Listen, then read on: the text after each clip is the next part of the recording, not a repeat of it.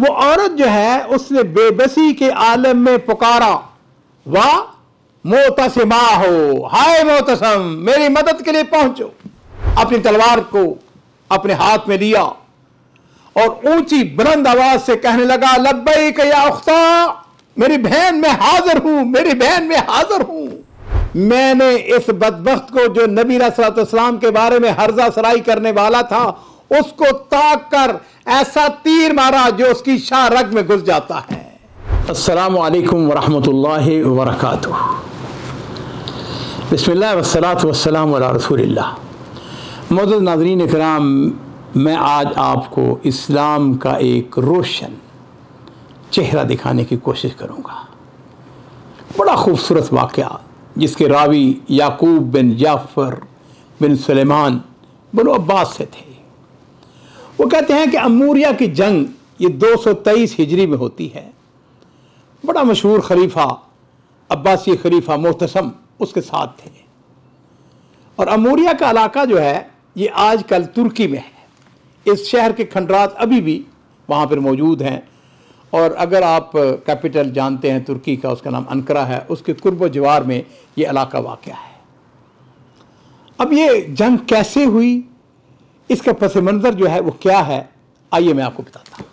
مورخین کے مطابق ایک پردہ دار خاتون اموریہ کے بازار میں خریداری کے لیے جاتی ہے، اور یہ اس دور کی بات ہے جب اموریہ پر عیسائیوں کی حکومت تھی۔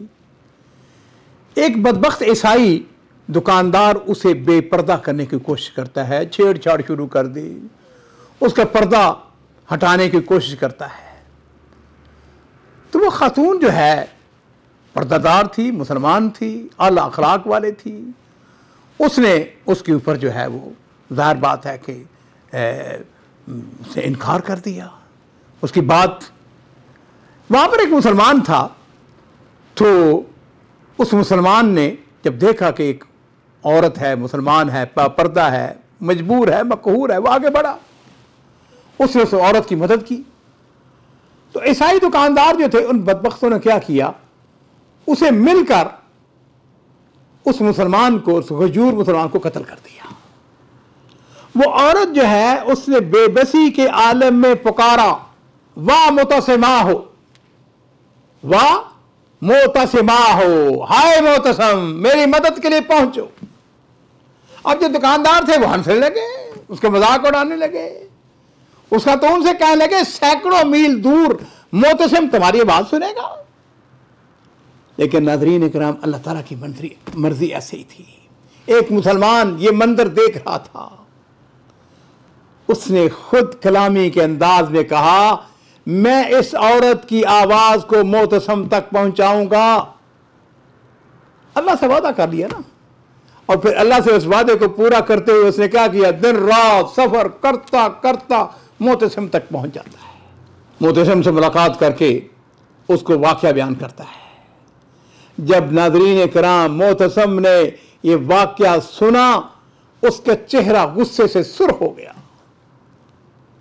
اس نے اپنے دربار کے اندر بے چینی سے چکر لگانے شروع کر دیے، اپنی تلوار کو اپنے ہاتھ میں لیا اور اونچی بلند آواز سے کہنے لگا، لبیک یا اختہ، لبیک یا اختہ، میری بہن میں حاضر ہوں، میری بہن میں حاضر ہوں۔ غیور نبی علیہ الصلوۃ والسلام کے خاندان سے ابن عباس کا بیٹا، اس نے فوراً حکم دیا لشکر کو تیار کیا جائے، اور مورخین نے لکھا ہے کہ یہ اسلامی تاریخ کے بڑے لشکروں میں سے ایک لشکر تھا۔ زیادہ وقت نہیں گزرا، بغداد سے ترکی ویسے بھی کوئی زیادہ فاصلے پر نہیں ہے، تھوڑا وقت گزرتا ہے، مسلمانوں کا لشکر اموریہ کے دروازوں تک پہنچ جاتا ہے۔ عیسائیوں کو جب پتہ چلا کہ مسلمان پہنچ گئے ہیں تو رومی جو ہیں وہ قلعہ بند ہو کر بیٹھ جاتے ہیں۔ مسلمانوں نے اموریہ کا محاصرہ کر لیا۔ ایک بدبخت رومی ہر روز فصیل پر نمودار ہوتا، اور معاذ اللہ نبی کریم صلی اللہ علیہ وسلم کا نام، آپ کا حسب، آپ کا نسب ذکر کر کے آپ کے بارے میں غلط سلط باتیں کہتا۔ مسلمان جو ہیں ان کے اندر اشتعال پھیل جاتا ہے، ہمارے نبی علیہ الصلوۃ والسلام کے بارے میں ہرزہ سرائی کرتا ہے۔ اب صورتحال جو تھی وہ یہ تھی کہ قلعہ اتنا دور تھا کہ مسلمانوں کے تیر وہاں تک پہنچ نہیں سکتے تھے۔ مجبوراً اس بدبخت جو کہ نبی علیہ الصلوۃ والسلام کے بارے میں ہرزہ سرائی کر رہا تھا، اس کو انجام سے دوچار کرنے کے لیے قلعہ کے فتح ہونے کا انتظار تھا۔ ہر مسلمان کی خواہش تھی کہ اس بدبخت کو واصل جہنم کیا جائے۔ اور ناظرین کرام، یعقوب بن جعفر جو اس واقعے کے راوی ہیں، وہ کہتے ہیں کہ میں دل ہی دل میں دعا کر رہا ہوں، اللہ مجھے توفیق دے، میں انشاءاللہ اس کو واصل جہنم کروں۔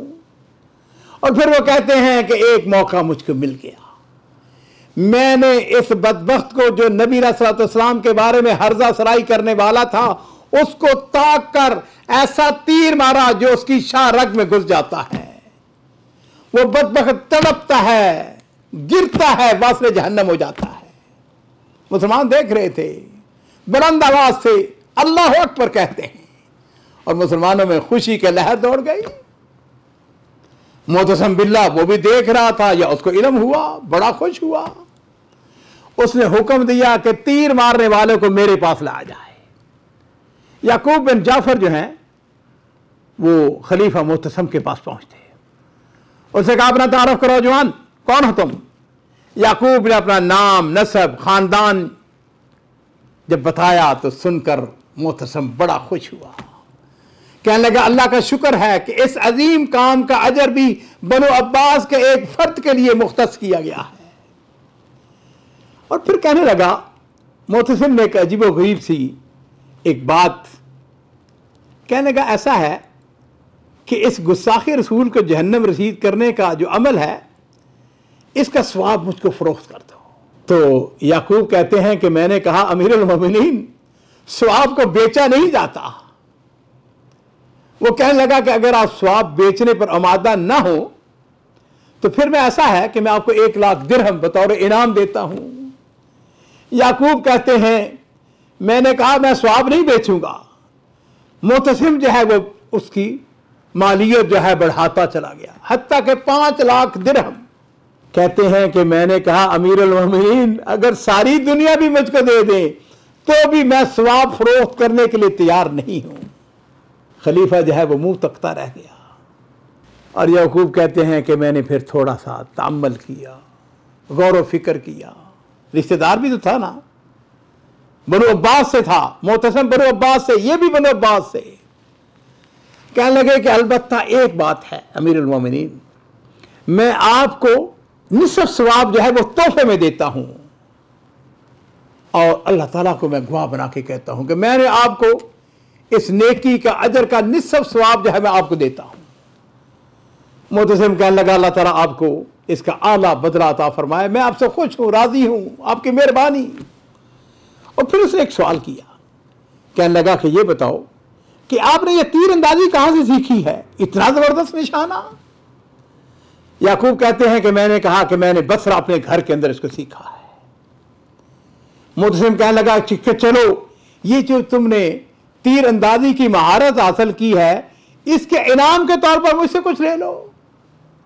میں نے کہا امیر المومنین، تیر اندازی جو بھی مجھ سے سیکھنا چاہے میں اس کو مفت سکھانے کے لیے تیار ہوں۔ خلیفہ مجھ کو انعام دینے پر مصر تھا، اس نے بہت زیادہ اصرار کیا، کہنے لگا کچھ تو قبول کرو۔ چنانچہ اس نے مجھ کو مجبور کر کے مجھے 1,00,000 درہم دے ہی دیا۔ ناظرین کرام، اہل سنت والجماعت کا متفقہ عقیدہ ہے، اس کے اوپر مکمل اتفاق ہے کہ اللہ کے رسول صلی اللہ علیہ وسلم کے بارے میں ہرزہ سرائی کرنے والا واجب القتل ہے، تاہم یہ سزا عدالت دے گی، حکومت ہی اس کا نفاذ کرے گی۔ یاد رکھیے کہ نبی کریم صلی اللہ علیہ وسلم کے بارے میں غلط باتیں سوچنا، ان کے بارے میں غلط الفاظ زبان پر لانا انتہائی سخت گناہ کا کام ہے۔